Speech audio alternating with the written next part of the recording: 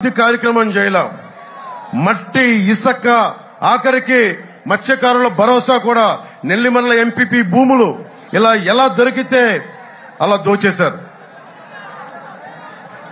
భోగాపురం నేను 2019లో చంద్రబాబు నాయుడు గారు భోగాపురం ఎయిర్పోర్ట్ కడుతున్నాం, నెంబర్ ఆఫ్ ఎయిర్పోర్ట్స్ కావాలి, అటు కర్నూలు ఎయిర్పోర్ట్ ప్రారంభమైన తర్వాత భోగాపురం ఎయిర్పోర్ట్ అంటే నా దృష్టికి ఒకటే వచ్చింది, ఈ భూముల్ని అడ్డుగోలుగా కొంతమంది చేస్తారు. ఇక్కడికి వచ్చినప్పుడు నేను భూముల్లో అవకతవకలు అడిగాను తప్ప మనకి వైఎస్ జగన్ చెప్పింది ఏంటంటే అసలు వైజాగ్ ఎయిర్పోర్ట్ లోనే ఈగలు దొలుకునే ఎయిర్పోర్ట్ ఇంకొక ఎయిర్పోర్ట్ ఎందుకు అవసరమని.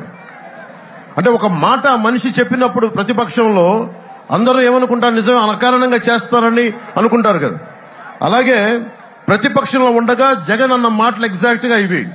వైజాగ్ ఎయిర్పోర్ట్ లో ఈగలు తోలుకుంటుంటే ఈ భోగాపురం ఎయిర్పోర్ట్ అవసరమా అన్న వ్యక్తి అధికారంలోకి వచ్చాక మళ్లీ మొదలు పెట్టాడు. భోగాపురం ఎయిర్పోర్ట్ క్యాన్సిల్ అయ్యిందని చెప్పాడు, ఇన్సైడర్ ట్రేడింగ్ జరిగిందని చెప్పాడు, భూములు ధరలో పడిపోయేలా చేసిన తర్వాత మళ్లీ ఆ భూములు తన చేజికిచ్చుకొని మళ్లీ వాళ్ళందరి బినామీలు వచ్చి ఈ భూముల మీద పడ్డారు. అమ్మినోడి దగ్గర అమ్మినట్టుగా కొనేశారు, అమ్మని వాడి మీద దౌర్జన్యం చేశారు.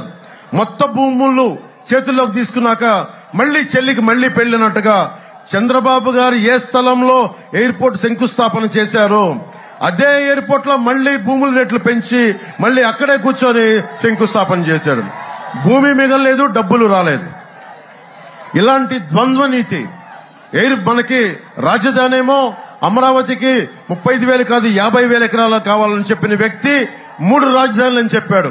ఉత్తరాంధ్ర వెనకబడిపోతుందని చెప్పాడు. ఎయిర్పోర్ట్ లో మనకి ఈ రోజుకి రాజధాని లేదు. ప్రతిపక్షంలో ఉండగా ఆ భూములు ఏమైపోయిన పోరాటం చేసి నటించాడు. ఇప్పుడు భూమి ఆ నిర్వాసితులు డబ్బులు 2 దోచేశారు. ఎయిర్పోర్ట్స్ అథారిటీ ఇండియాకి ఇవ్వాలి, ఎయిర్పోర్ట్స్ ఆఫ్ అథారిటీ ఆఫ్ ఇండియాకి ఇవ్వాలి అని అన్న వ్యక్తి జిఎంఆర్కి ఇచ్చేశారు. మళ్లీ ఏదైతే చంద్రబాబు గారు జిఎంఆర్కి ఇచ్చారో మళ్లీ అది తప్పని చెప్పి ఆ రోజు చెప్పిన వ్యక్తి, రివర్స్ టెండరింగ్ అని చెప్పిన వ్యక్తి మళ్లీ ఈ రోజున అధికారంలోకి వచ్చి మళ్లీ అదే జిఎంఆర్ సంస్థకి ఇచ్చాడు. ఇలా తలతిక్క పనులు ఏమంటామంటే నవనందులు చేసే పనులు అంటాం.